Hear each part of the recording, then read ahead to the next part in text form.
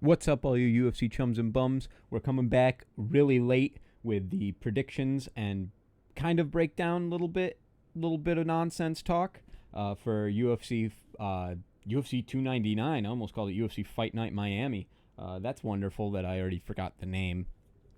Big, massive pay-per-view. We're going to be talking about a couple of the prelims this time as well, just because I actually know a lot of the fighters on there, and I'm actually not very educated, but I've seen quite a few of their fights. I'm a decent fan of quite a few of them. Curtis Blaydes is my favorite heavyweight. Him versus Pavlovich was sad. Before we get into that, though, I'm going to take a minute to talk about what just happened to Ngannou. He died. AJ killed him. Ngannou, please retire.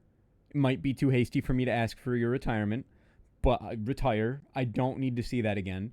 You're an inspiration. You're a legend. You've succeeded. You've made your money.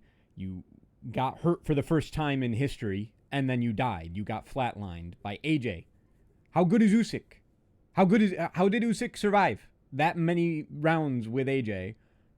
And Ngannou can't last 2. All right, moving on. I feel bad for Ngannou, but moving on, we're going to talk about the first fight on the prelims. We're getting fancy. We're probably going to be talking for a little while today. We have Pedro why do I always mix up pronouncing it? Because I can say it to myself, no problem. Pedro Munhoz, versus Kyler Phillips. I'm going Kyler Phillips via comfortable decision, either 29-28 or 30-27. He'll pretty clearly win at least 2 of the rounds. I just think that Pedro Munhoz is a little bit slow inside the octagon. He doesn't really put much damage on guys. Almost tip for tap kind of punching and kicking and whatnot. Maybe he can do something with his leg kicks, but I don't think that he's really just there enough to not get out youngstered by Kyler Phillips. I think Kyler Phillips is just going to be faster, more active, and land pretty clearly more damage. Moving up the card, we have, I already forgot what the next fight is, Gamroot versus Rafael Dos Anjos. Why is this fight a thing? Gamroot should not be fighting. Gamroot should be fighting Poirier. Juan Saint-Denis should be fighting Rafael Fiziev. Why is this fight a thing? Gamroot should have fought Islam in October. Instead, we watched Volk die twice in a row because of that. Thank you, UFC, for screwing over Volkanovski and screwing over Gamroot. I know Gamrot's not a big star. He shouldn't be fighting the Rafael Dos Anjos. And Dos Anjos shouldn't even be coming back to the lightweight division. He should stay at welterweight, be a decent gatekeeper, keep people out of the top 10 that don't belong to be there, instead of going down, getting chain wrestle screwed all the way through 15 rounds and probably not doing anything to Gamrot because he's just too old and slow. That being said, I have Gamrot by 30-27. Fairly boring, but active decision. Moving up the card. All right, we have, I don't remember how to pronounce her name, but I'm going to go with Saramanara or something like that, versus Macy Barber.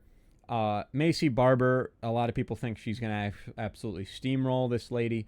I don't. I think she's going to get semi-fraud checked and get a 3 added to her record.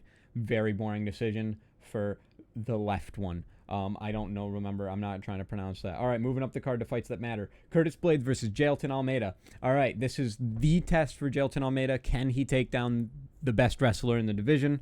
Or is he going to be kept up and easily TKO'd by a half-decent striker? Jailton Almeida, in his fight with Derek Lewis, we could see that he's just got high output and he doesn't give up on takedowns. If he doesn't get it, he shifts to a position, he chain wrestles a little bit, and then he takes you down, which is, I'm very worried about his speed and just being able to go grab Blaydes' legs and trip him up. I'm fairly confident Blaydes has solid defense and won't get choked out, but I'm very worried he will get taken down and controlled to a very boring Mateusz Gamrot style decision. So I'm worried about that. But that being said, I'm going to trust Blaydes. I'm going to trust my man. I'm going to trust my homeboy in the heavyweight division.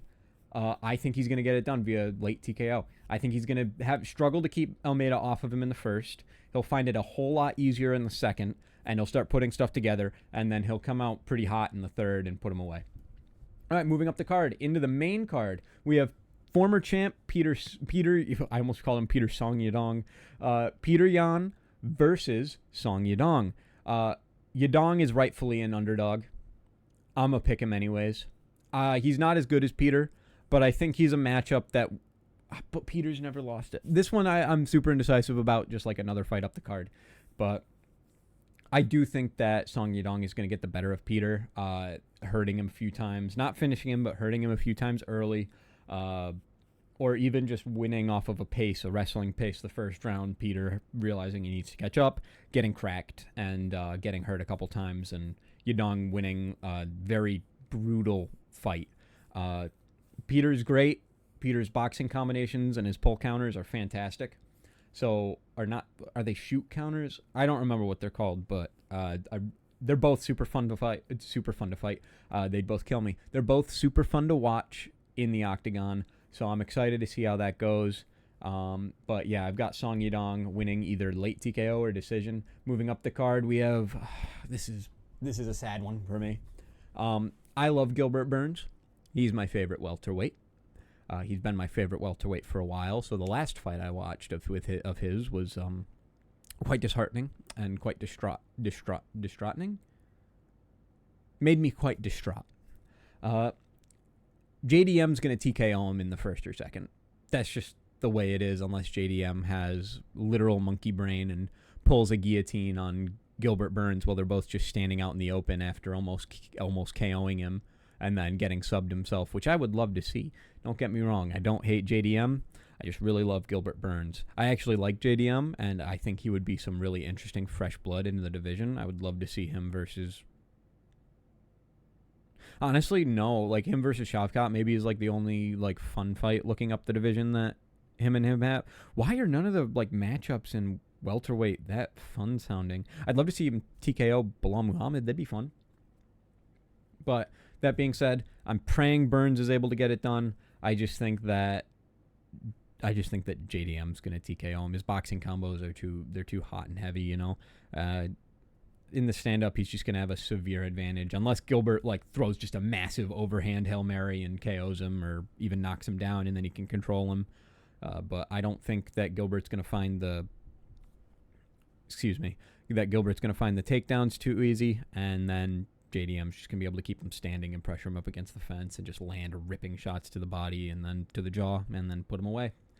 All right, moving up the card, we have Kevin Holland versus Michael Overrated Page. Michael Venom Page literally fights cans, and his only other fight that wasn't like a severe can was a UFC reject, Mike Perry. Don't get me wrong, Mike Perry's awesome, and I wish he was still in the UFC, but he's the king of bare knuckle boxing. Arguably, Michael Venom Page won that fight. Watching it live, I kind of thought Michael Venom Page won, but well, not live. I didn't watch that live, but rewatching that fight, I kind of thought Michael Venom Page won. But I just don't think he's like top 10 welterweight UFC caliber. I think Kevin Holland's going to chin him relatively easily the second he finds a good right hand. I think he's going to fight him the same way he fights Wonderboy, and he's just going to have way more success because he's not going to hit his forehead. I think Kevin Holland might get, slowed down a little bit with leg kicks and, watching and trying to figure out Michael Venom Page because he has a very weird style. I can't even say weird. It's like fancy or like elaborate and elusive. Michael Venom Page, fun to watch. Kevin Holland, usually fun to watch unless he's fighting JDM or some actual up-and-coming contender. He just seems to take those fights off. Anyway, I got Kevin Holland round 2 KO, flat KO, like not even a TKO, like murder.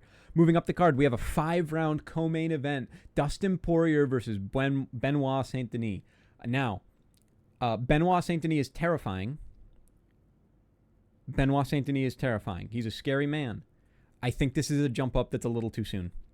And I think people are putting too much stock in the fact that Justin Gaethje KO'd Dustin Poirier. I think Dustin Poirier is going to go out there. He's going to have one last big hurrah where he has a fantastic war performance and is able to TKO in the later rounds, 4th or 5th, Benoit Saint-Denis. That being said, I'm very cautious about that pick, other than the fact that Benoit might have staph infection, which makes me much more confident in that pick.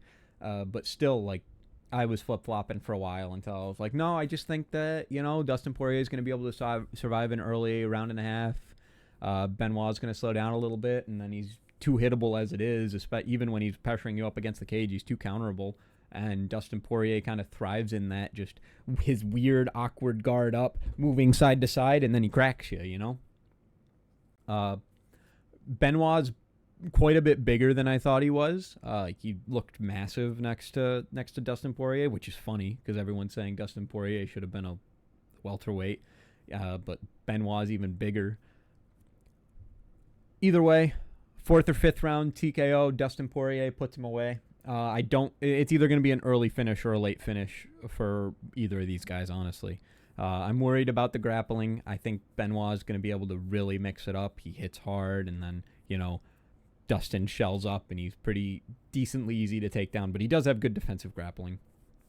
Moving up the card to the main event, we have Sean O'Malley versus Marlon Cheeto Vera. I've got Sean O'Malley winning a very comfortable decision. I think he might be the first person to visually like stumble or hurt or even drop Vera.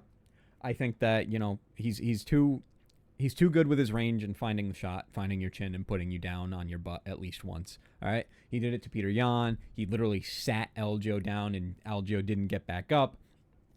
I think O'Malley is going to have a little bit of trouble with some of Vera's leg kicks and, you know, a few other things he can do. Maybe he gets pressured up against the fence and gets bonked around a few times, and then, you know, skirts out of there and turns it around and just starts landing piece by piece by piece by piece by piece over round against Vera, and just kind of pretty comfortably, pretty clearly dominates him almost.